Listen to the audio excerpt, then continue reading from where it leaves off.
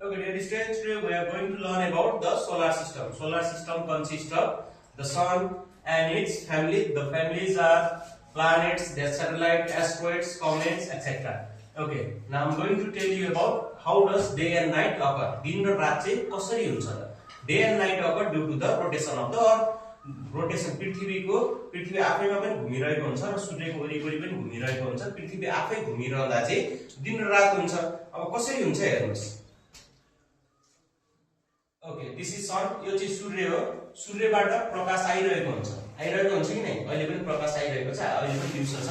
अब सूर्यबाट लाइट आइरहँदा चाहिँ जुन साइड अर्थको अथवा कुनै पनि प्लानेटको जुन साइडले सनलाई फेस गरेको छ, सनतिर फर्केको छ, त्यो साइड चाहिँ डे हुन्छ। जस्तै अहिले हेर्नुस्, अहिले अगाडिपट्टि लाइटहरु बलिरहेको छ, लाइटहरु आइरहेको छ भने यो दिन भयो। अब राति कुन साइड हुन्छ भन्दा जुन साइडमा लाइट पुगिरहेको छैन। अहिले पनि हेर्दा तपाईले देख्नुहुन्छ यसको पछाडी छाया छ, यसको पनि पछाडी छाया छ। यो अर्थ अथवा कुनै पनि प्लानेटको अघिल्लो सूर्यतिर फेस भएको बाद चाहिँ दिन हुन्छ भने सूर्यतिर नफर्केको बाद चाहिँ राति हुन्छ। जस्तै यो प्लानेटको पछाडी हेर्नुस्, नमानौं अहिले यो अर्थ हो, अहिले हामी यहाँ छौं, अगाडि छौं, अहिले दिउँसो भइरहेको छ भने पछाडीपट्टि जहाँ छाया पुगिरहेको छैन त्यहाँ चाहिँ के हुन्छ त? राति हुन्छ।